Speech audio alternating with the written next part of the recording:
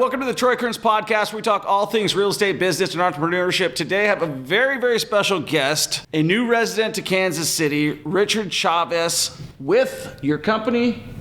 Parking Company of America. Parking Company of America. And so Richard's background is his family has been in the parking business for how many years, Richard? Since 1962. 1962. And if you guys didn't know, at one point in time, I was actually going to buy a parking garage. I feel like parking is one of those businesses where, although it's very costly to get into, it's actually, as you know, probably one of the best businesses to be in because you're renting out spots multiple times. How did your family get in the business?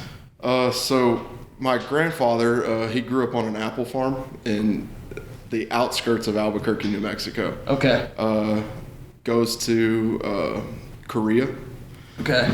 And made some friends at the Pentagon. And his job was to valet cars for the generals. Right. And he had 150 generals and 100 parking spaces. Okay. So war's over. He gets back to New Mexico and he's sitting on the couch and he's got nothing to do. Right. My great-grandfather was adamant that none of his boys took over the farm. He would refuse to sell it to him and didn't want him to get into that farming. He wanted him to get into business. Right. Because back then a hailstorm would wipe out your whole year. So he finds an ad in the paper and he throws it to my grandpa and he says, you know, get down there and go lease this property. Right. They needed some help. They needed $7,500, which back in 1962 was the equivalent to a couple hundred today to get into the deal. Right. It was going to be a big swing. And my great-grandfather had a friend in town who was pretty well off and loaned my grandfather the money, and they started parking cars. What was your grandfather's, or what is your grandfather's name? Richard. He's Richard Chavez the first. My dad's the second. I'm the third, and my son is now the fourth. Wow. If you know the names Richard, Alex, Manuel, or Robert, you can pretty much name every guy in our family.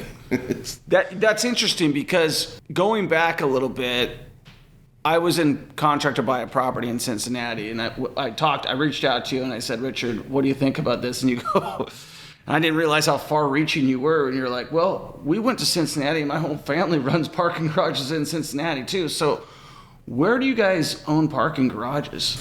So really all over. Backtrack to 1964, my grandfather and his younger brother, Alex, they were the two that really got it started. Okay. It's a success. They're walking around. They got some walking around money. Everybody's happy. Right. All the bills are getting paid, and the rest of the brothers wanted to get in. Okay. So that's when they formed Parking Company of America. And so that's in 1962, Parking Company. 1962 was Richard's Parking. In 1964 is when they brought the other brothers in, and that was when Parking. And that's Company. Emmanuel. So it'll take me a second. You got Nick, Ben, Manuel, Frank, Eloy, my grandfather, which was Richard, Alex, Daniel, and Ben. Those were the 9 brothers. 9 brothers. Mm-hmm. All from one family. All from one family. And there was one sister. Okay. So there was 10 kids total. Wow. And they all got together. They all worked together as a family. They did. And they started in Albuquerque, New Mexico. They started in Albuquerque, and what happened was my grandfather flew to New York, and he saw that people were paying for parking like with a meter. Right. And west of Chicago, they weren't really doing that.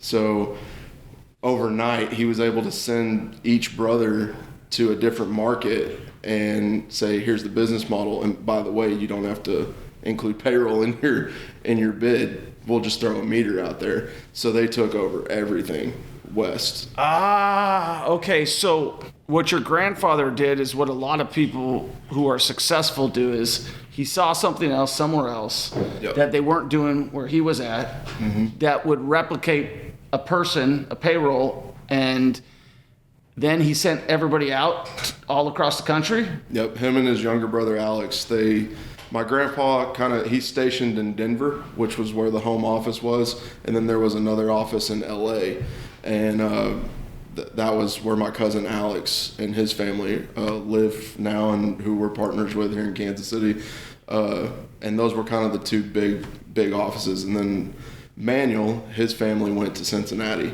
and that was how we got into the East Coast. Hey, if you're listening to this podcast right now, I hope you enjoyed. I hope you give us a 5-star review. And we've got content all over the place, TikTok, Instagram, you name it. But we also have a coaching program. If you are looking for a coach, we have the Millionaire Mentorship, and this is a coaching program where I actually help you get your first investment property within the first 90 days, or I'll pay you $1,000 cash. That's how confident I am to get you that type of result. And I know you might be here and you might be listening, you might be scared, you might not want to take action, but that is not going to get you where you want to be. And obviously, if you're listening to this podcast right now, you want to take action and you're trying to gather the information, but maybe you're confused. Maybe you're just like a lot of people that I talk to. You're scared of losing money. You want to become financially free, but you don't know where to start. And that's exactly what I help you to do in this program. So do yourself a favor, book a call with me and my team, and let's get the ball rolling. The link is in the description, and we'll put it in the video right here, right now. Thanks. Hope you enjoy the show. You guys are currently in Dallas, Texas, Albuquerque, New Mexico, Kansas City, Cincinnati. Am I missing any? Atlanta. LA. We have some stuff in Phoenix and Wichita, Kansas, believe it or not. Wichita. Well, listen, there's actually, I think Phil Ruffin is from Wichita. Yep. There's some other really rich people from Wichita. There's some deep pockets in the middle of Kansas. Definitely. Right. It's surprising. And kind of like the cool thing is, did you ever plan to move to Kansas City? Never. If you'd have told me this even 4 years ago, I'd have said you're crazy. Right. Same here. Yeah. Grew up in Dallas. Always envisioned myself living in Dallas. Right.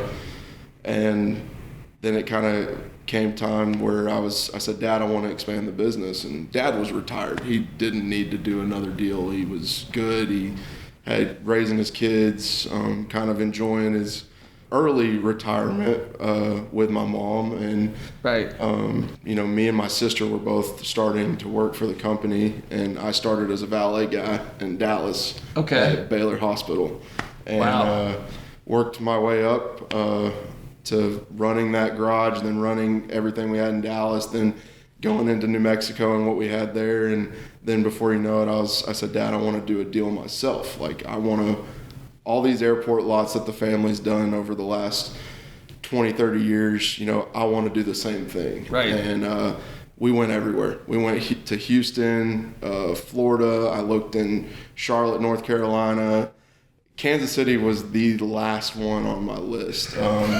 Not that it wasn't a good deal. It's just I knew wherever I went, I was going to have to live there for quite some time. And I didn't really pay attention to the weather, what it was like up here, and once I saw that, I was like, oh gosh, here we go. It gets really cold, but it's not that bad though, is it? It's really not. And I've actually living here for 3 years, I've gotten acclimated to it, Yeah, people say that, like the weather's really bad, but you might have a couple cold spells in Kansas City, Missouri, and then it's like 60 degrees the next day, right? Yeah. It's 5 degrees and then it's 60. Right. It swings. You always have hope. Exactly. Is what I like to say. It keeps you on your toes for sure. Yeah. So you came out here. What did you identify about this market that made you want to move here? So being in the airport parking business, I saw that this airport, one, they were putting in a brand new one. Okay. And two, regardless of if they were or not, it pulled from a big area. So the emplanements were high. And if emplanements were high and people are having to drive a long way, I don't have to worry about Uber to compete with. I don't have to worry about taxis. I knew that people would drive their car to the airport and I could charge them to park. So what do emplanements mean? That's just the number of people that get on a plane. So I think Kansas City has about 6 million a year in emplanements, like Atlanta does 50.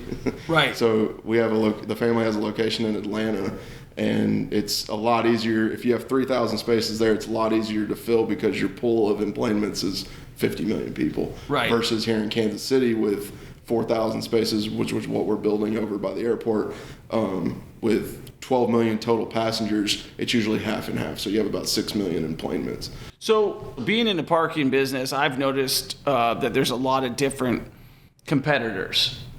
How do you guys separate yourself from everybody else? So just from what I've seen, doing, history repeats itself. So study it so you don't make the same mistakes. Right. Totally. There's always parking companies out there, a bunch of one-offs. If you look at the big ones that have been around for 30, 40, 60 years.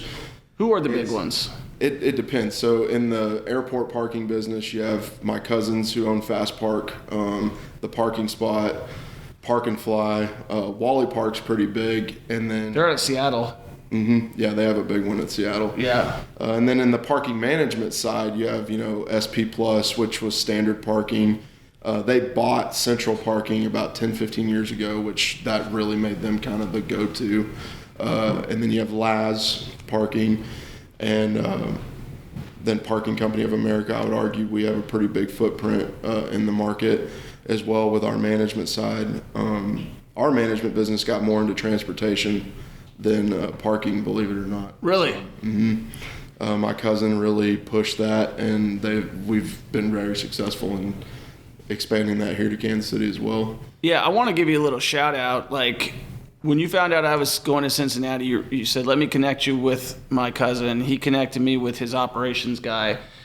And I can tell you, like, if I had bought that property, I would have partnered with you in a heartbeat. Like, I felt so, and I don't know if it feels like a family business. I felt like the guy met me, he broke down everything for me. He didn't try to sell me anything. He's like, we can help you here. We can do this where we guarantee you a certain amount of money, or we can do a profit type of a share with you. And I was like, man, it made me, and here's the other thing that I learned, which I didn't know, was that I could go to him, or your company, I should say, with that, get a lease, and then secure financing. Yeah. Well, I didn't even know that. And so, as a guy who's an investor in real estate, now if I'm like, I want to go buy parking garages, I know I've got a partner that can sign leases for me, guarantee me money, and I can be out of the parking business, versus if I'm an investor in real estate and I'm like, oh, I found a great deal on a parking garage, I want to buy it, but I don't know the 60, 70 years of history that you guys know, and I don't want to run a garage.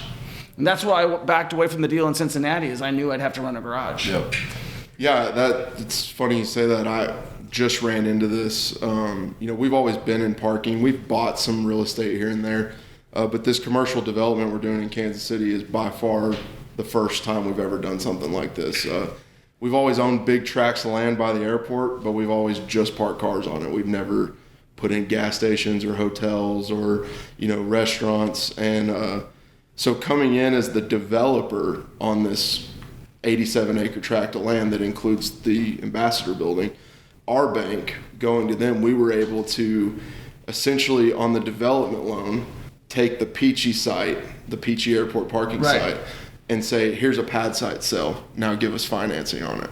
Right. So because you made the sale, even though we're the same owner, we're going to own and operate the parking lot. We were able to go in as the parking company and have our parking company secure that note, go up to them and say, give us the development loan based off of us essentially developing what we were already going to develop. It's so interesting. And even with this building, I got declined 10 different lenders because if I had put the package in a different package, the lenders would have bought off on it because I didn't put it in the right package, like you're just mentioning right now. Right.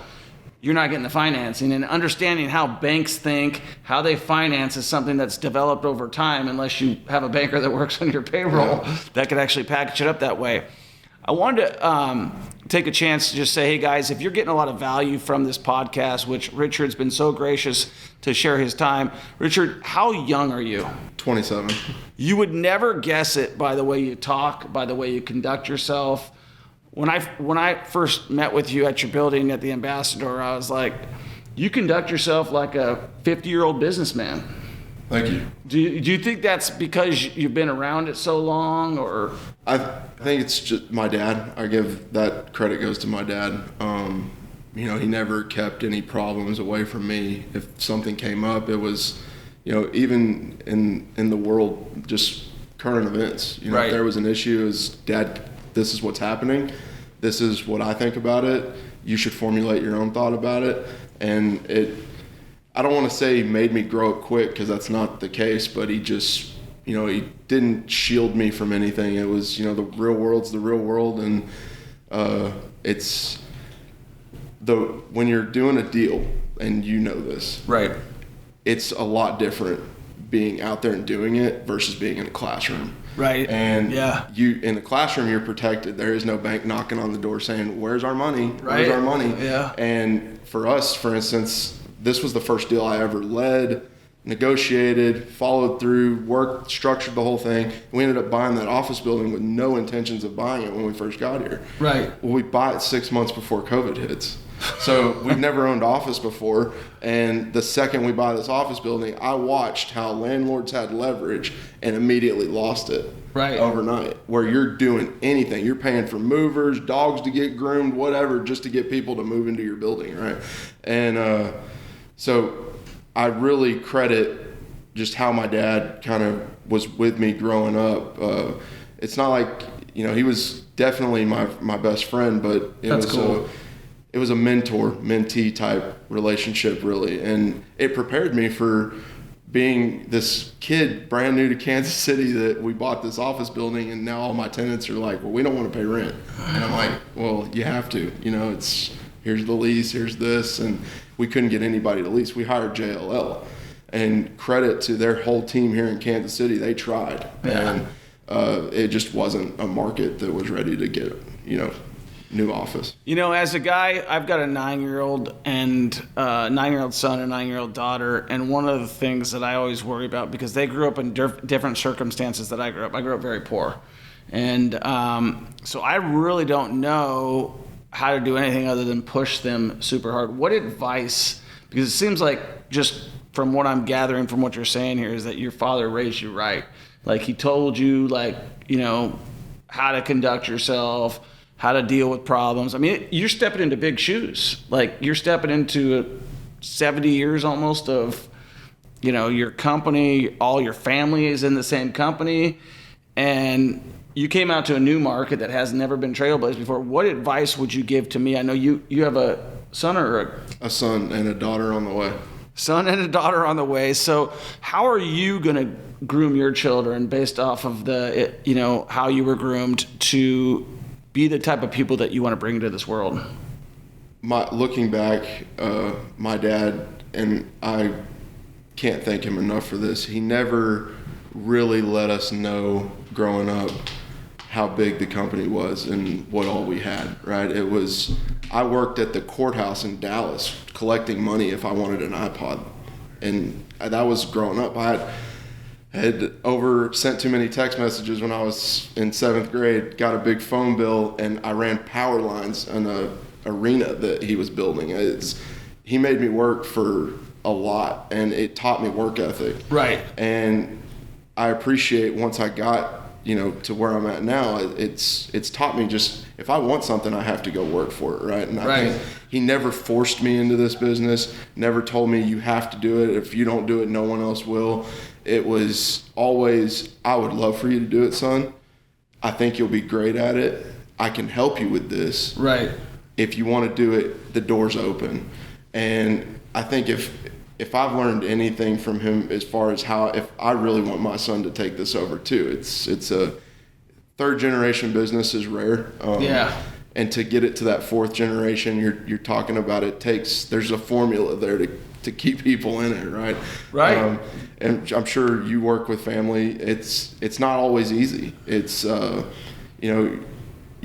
you're more likely to argue about things, but I will tell you, the greatest feeling I ever had was driving back to Texas with my dad after we closed this. Yeah, you're proud. Oh, we were high-fiving all the way back to... And he was proud, because he's like, all the work and time I put into grooming you has paid off to see you pull this off. And probably beyond, my dad gave me a big compliment the other day. He's like, every thing I had set in my mind that you were going to do, you've surpassed. And I was like, well, thank you. And it's a good feeling.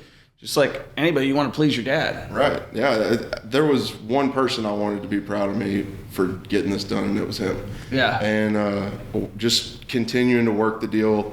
I learned that once the deal's closed, that doesn't mean it's done. Yeah. You know, it's an everyday thing. And so working with my dad, and now my sister's moved up here, it's been great. You know, we go to the office every day and then we go home, and it's rare that you get to go home and work with your best friend. You know, we talk about stuff at the house. He'll call me at 9:00 at night and, hey, I just thought of this, you know, and I've just really enjoyed this experience of working with my dad. And if my son wants to do it, there's no one I would rather have fill my shoes than my son. But, you know, I always feel like I have big shoes to fill. My grandfather, they came from nothing. Right. I mean, dirt poor. They all lived in the same bedroom. I mean, it was but they kept all that from us. You know, they provided us, each generation gets provided with this great life, and the option's always there. Right. I'm speaking for other factions of my family that aren't here. Right. I would argue that option is always open to any member of our family who wants to get into the business. It's, well, come on, you know. Right. I hope you enjoyed this podcast. Make sure you give us a 5-star review. Make sure you subscribe. Make sure you share this podcast with a friend, and make sure that you schedule a call with me and my team. We have the Millionaire Mentorship Program. This is for newbie and advanced investors to get started investing in real estate. And if you're listening to this podcast right now, that's exactly what you want, right? You want to learn how to invest in real estate. It's changed my life. It can change your life. And we have a program that'll help you get your first or next investment property within the next 90 days, or I'll pay you $1,000 cash and you don't pay. Guess what else we're launching? We're launching a fund. And if you're interested, I'll include a link in my bio to this fund where you can actually invest with me on a lot of the properties that we're in. In fact, I'm in one of my properties right now in downtown Kansas City, in a building that I bought using my own money, but I started with just one property, and you can do the exact same thing that I did, but you got to get started. You got to take action. So whether you want to invest with me in my fund or whether you want to schedule a call with my team, both those links are in the bio. Enjoy the show. Give us a 5-star review.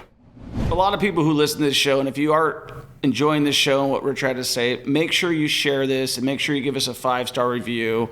And also, if you have any questions and you want to have Richard back on, I'd certainly love to hear those questions. But one of the things that, you know, people have a hard time is like getting to the point where your grandfather started is like, how do I get started in business? And I know sometimes people will say, well, you know, you started and you were given something. It's like, that's not how it goes. You know what I mean? You got to earn. And that's what you're saying here is that your dad didn't give you anything. He said you got to earn it. Right. So what advice would you give to people who are brand new? Maybe they're starting off in real estate. Maybe they're starting off in business. What advice would you give to them? Be reasonable on starting out, as far as you're not going to go buy a $20 million deal your first rattle out of the box. Management is always a good business, I feel like, to get into. It's why you see all these one-off parking companies. You can get started. It's not a lot of cost to get going in the management business. Find a couple contracts, lock them down, work for cheaper than what the other guy's doing for a while, and go from there. And that factors into real estate too. You can manage this office building. Right. You know, start a management company, take over a few contracts. You don't have to invest millions of dollars for your first deal. No bank's going to talk to you. But if you show that you have the work ethic, I've learned that's 80% of the battle. The work ethic, man. I couldn't say it enough. Yeah, 100%. Yeah. Flip houses are always big, you know. As far as real estate goes, what you're doing and how you're helping people get started in that is truly amazing. Yeah, man, it's cool to see that, you know, already we had our first program. We've already seen a bunch of people, like a couple guys who are building that crane on 169. Mm-hmm. A couple of my guys are going to retire, not from their job, not from business, but it's seeing that, like, we're changing lives through that education platform. And simply the reason I got started was, Richard, I was like, there's so many fakes out there. There's so many guys who are out there sitting behind the computer. They've never, like you said, it's easy in the classroom. They've never done anything, but they're advising other people how to do stuff. Right. And I'm like, I mean, you don't have a podcast. You're not advising. You're doing it in real life. What are your plans in the future for Kansas City? Where do you see this city going? Why did you move out here? And what is your goal for your company? So I moved out here to kind of make my own way. Each one of my family members is my cousin Alex, and then they run California as far as parking goes. My dad went to Dallas. I saw this as an opportunity to come here and kind of, make my mark on the parking business. Believe it or not, my grandpa actually had a franchisee that operated in Kansas City in the early 70s. Oh, wow. That guy ended up moving on. But, I see that there's not a lot of parking companies here. Right. We have a lot of mom and pops. There's a lot of opportunity. The city needs parking. Right. I would argue that's one of their biggest issues right now. 100%. And I've talked to them a few times about the strategic planning over the next 15, 20 years. If you're going to bring that ballpark to downtown, if you're going to put a new soccer stadium downtown, there's things that you need to do strategically for parking, for shared use and things like that. And I like being in the middle of the country. Like I said, my son was born here. Right. My fiance is from here. I never thought in a million years I would end up moving to Kansas City, but once you ain't alone, my friend. You're right. But once I got here, I knew I was never going to leave. There's a ton of opportunity for office, which I've enjoyed getting into. Right. It wasn't easy, but we took that Ambassador building from 30% occupancy up to now we're almost 90. We've got some great tenants in there. How many square feet are you? Close to 280,000. Yeah. So when he says he took it from 30% to 90, it's not like he just went in there and filled up a few tenants. You had 270,000 square foot. And I would argue it in almost a destination location. So that was the farmland headquarters. You're a standalone building. Yeah, it's a standalone building. There was plans for there to be an identical twin put up next to it. Right. Which, funny story, when we found those plans, we actually saw a plan for one of our old airport locations that we still own it in New Mexico. Right. The city had planned to build a parking lot that mirrored what we owned in Albuquerque, New Mexico. We found it in the basement of that building. Really? And we're wondering how it got there, But spies. Yeah, right. But this vacant land, I was shocked that go on Google Earth and look up every airport in the country. I did it because I was looking for airport lots, but there's no other site where you're going to find close to 100 acres directly across the street from an international airport that does 12 million passengers a year that's just vacant. Do you see Kansas City growing? Yes. So I wanted to touch on that a little bit. So like you, and this is how my journey started, I literally, during COVID, I had identified, right prior to COVID, I had identified Kansas City as a good place to invest for real estate. And then COVID happened, and I was like, I'm buying 100 houses out here. I'm going to do this. I'm going to do this. I'm going to hire a property manager. It's a great market. And then obviously COVID happens and my manager sucks. And I'm like, well, honey, let's just go spend a little bit of time there. And I think we talked about this a little bit before, but I fell in love with the Midwest people. And I think that they always talk Southern hospitality. You're from Dallas, Texas. But the Midwest people are super nice. Yep. Everybody I talked to said it's the best place to raise your children. Right. Over and over again, I kept hearing that. We talked about this also as well as like, you in Vegas, if I want to come to the table, I better be a billionaire. Right. In Kansas City, even if you're small time, if you're brand new, you can make a big mark. I tell people all the time who are in Kansas City and they're investing in real estate, I was like, you don't realize what you got. Yeah. Right. I mean, there's houses you can buy for $20,000 out here. Yeah. And I believe because of Patrick Mahomes, that spotlight keeps getting shined on this city, and people are they used to call it flyover country, right? Yeah. It's no longer flyover country. I mean, it's a great headquarters for Amazon. If Amazon decided to put some money into here, I mean, They're close. I mean, I love the fact that I'm 2 hours from, North Carolina. I'm 2 hours from this part of the country. I can drive down to the south. Yeah. I mean, you drive to Dallas ever? All the time. How long does it take you? 8 hours. It's honestly a really easy drive. It's straight down 35 and you run into Texas. And my dad compares Kansas City to how Dallas was when he first got there in the early 90s. you can kind of see just the growth. Everything went vertical in Dallas. Right. In the mid-'90s. You started seeing that whole other side of Woodall Rogers just grew up. And you had the American Airlines Center go in. Right. All these big condos, towers go in, high-rise buildings. Same thing's going to happen here. Football teams winning Super Bowls. You got a lot of spotlight on this town. COVID showed all these big companies that are on the East and West Coast, hey, the labor pool is just as good in Kansas City. Right. The cost of living is cheaper for our employees, and we don't have to pay all these high taxes. That's interesting too. And one other thing that's a secret about Kansas City that a lot of people do not know is the people get paid well. They do. Like, the gas is cheap, taxes are cheap, and they get paid well. Yep. We're planning on paying our drivers, just their shuttle drivers. They pick people up at their car, load up their luggage, drop them off at the terminal, and vice versa. And cashiers will get 18 to 20 an hour, right. And the drivers will get 15 to 18, but they make 100 to 150 per shift in tips. Wow. And we can afford to do it because you can charge more here for parking, and like you said, they really do get paid well.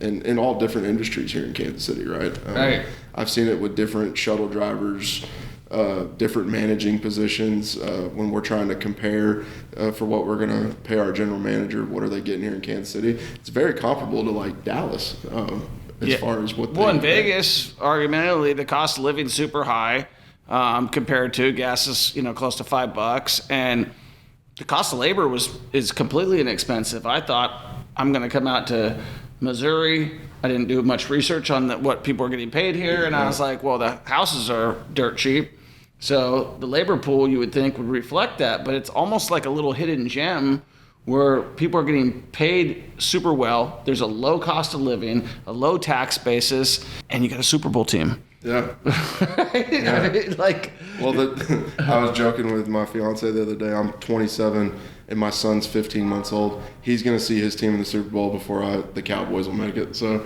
yeah, I'm out of luck there. Are you wearing Chiefs uniforms these days? I have more Chiefs jerseys than I do Cowboys jerseys. I kind of feel like I betrayed my team back home. Let me talk a little bit about that because I got a little grief. I've been a diehard Seahawks fan. I'm originally from Seattle, Washington for years and years and years. I used to have 13 season tickets. I would go and travel. I went to the Super Bowl in 2005-06 when they went there. I went to all these road games, and I had left Seattle in 2005, and I went up there the other day. It's not the same place I grew up, probably like Dallas. Oh, very much so. I feel that same way when I go home to Dallas now. The traffic gives me anxiety. Yeah. Before I was used to it, just whipping in and out of traffic, but it's just a different. I'm almost could argue that this is home now. I used to always say, "Oh, Dallas will always be home," but I've really planted my roots here, and I do love Kansas City. And going back to the development side. Mayor Lucas and that city council, when they brought Brian Platt in from Jersey City, they knew what they were doing. That this guy knows he wants to go vertical. You have the right guy in the right position with the right council, the right mayor that all want this growth. Right. And they have the town to do it in, right? And right. We met each other just on and off. Oh, we have the same real estate agent, right? Yeah, that's it. How many other guys are like me and you? Coming from out of town that are ready to just pour millions into this town. Right. And they're fixing the planning department a little bit. And, I think once that's they get probably that, the one downside. Yeah. Once they get that figured out, but Brian's went department by department, just getting everything ready to go. And you can tell they're priming themselves up and getting ready for something big.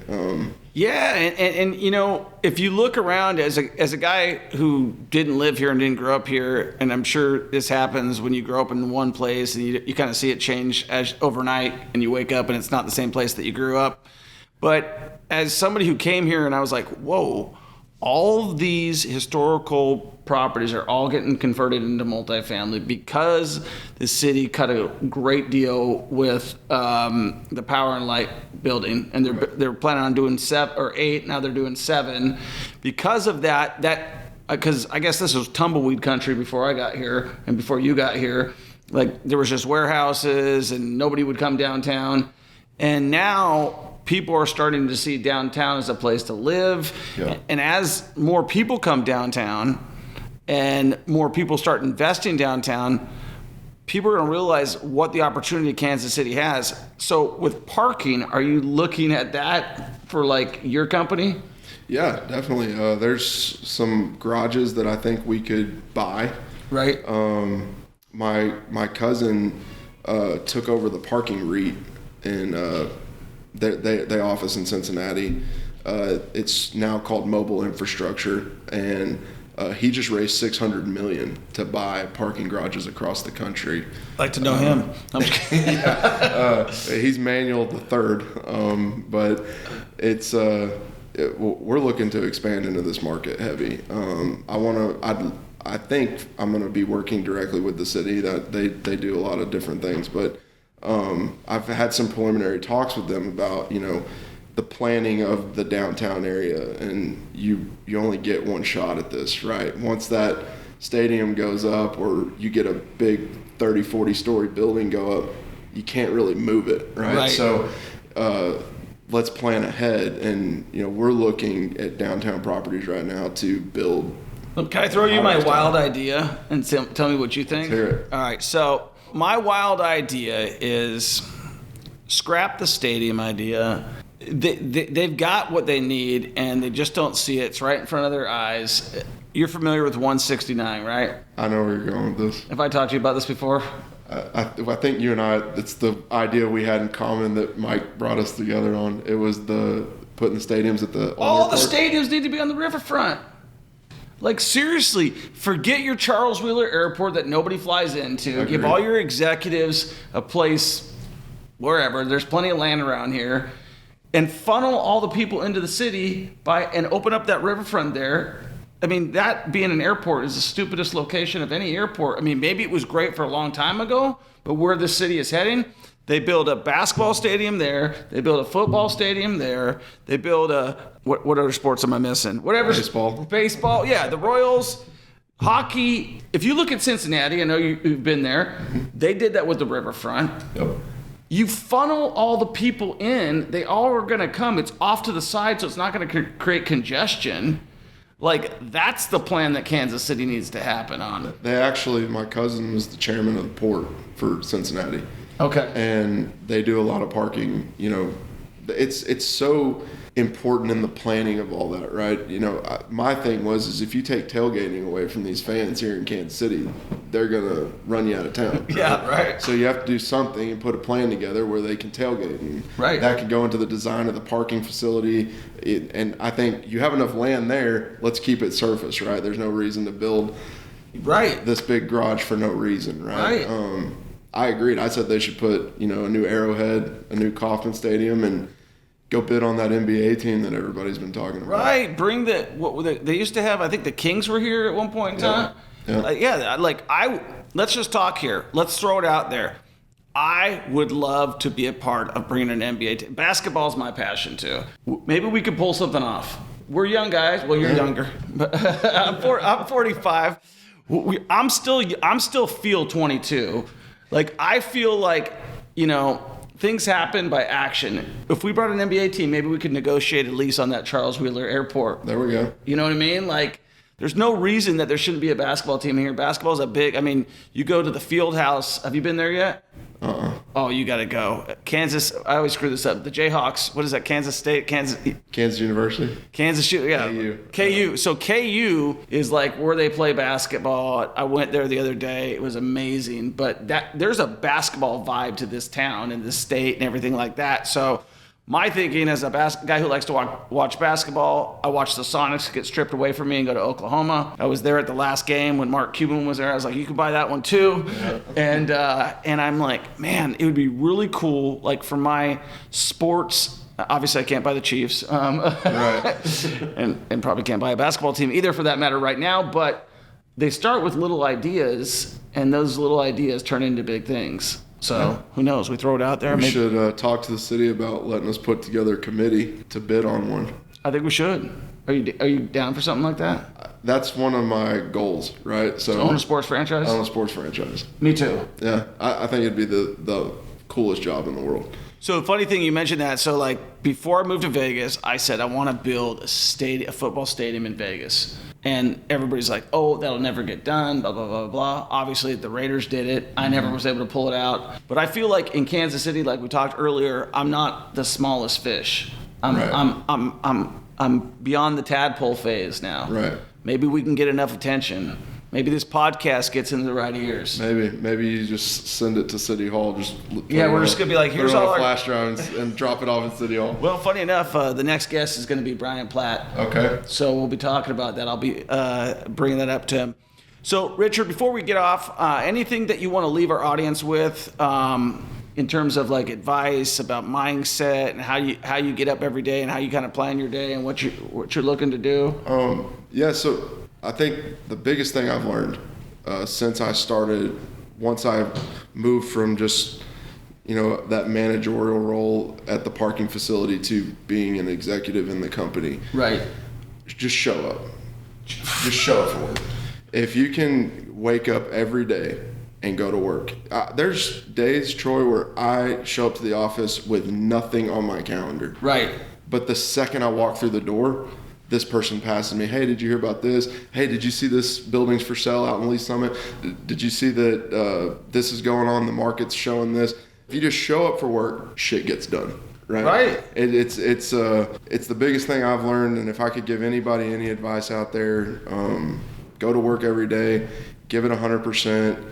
Know you're going to fail, and know that there's always next time. And before you know it, you hit one, and then it's a snowball effect, right? And, right. You learn to kind of take the losses as wins, as a learning experience, right? For sure. And I can't tell you how many times on this deal in Kansas City, for instance, we thought we were out of it. Right. We're packing our bags, we're going back to Texas. The next day we get a phone call. Never count yourself out and always show up for work. That's my advice. I love that, man. That's great stuff. Guys, if you enjoyed this interview, if you enjoyed what Richard had to say, make sure you give us a 5-star review. Make sure you share this video with a friend, and make sure that you do exactly what Richard just said. Show up for yourself. You only have one opportunity to do this life. You don't get a second chance. You don't get a second at bat, and you're not going to get any younger tomorrow than you were today. So do something great for yourself. And if you're interested in having us have Richard back, let us know in the comments with that 5-star review. Peace. Did you ever want to invest in real estate? Did you ever want to live the life of your dreams? Did you want financial freedom? Did you want to break the generational curse? Did you want to help your parents out? Did you want to help your mom out? Maybe you work for a job that you don't like. They say there's only one reason to work a job, and that's to learn, right? If you're not learning at your job, you're just going through the motions, right? We have a free Facebook group, the Millionaire Mentorship Facebook group for real estate investing. Make sure you join. The link is in the description. If you want to schedule a free call with me and my team and you actually want to start, I would suggest you do so. We have helped hundreds of people change their lives, and all they had to do was get started. They booked a call with me and my team, and they got the ball rolling. And I'm so confident that if you don't get your first or next investment property within the first 90 days, you don't pay, and I'll give you $1,000 cash. That's how confident I am. Obviously, you got to take action. You can't just do nothing and expect that to happen, but that's life. Life's all about taking action. Make sure you give this podcast a 5-star review, share it with a friend, and take action.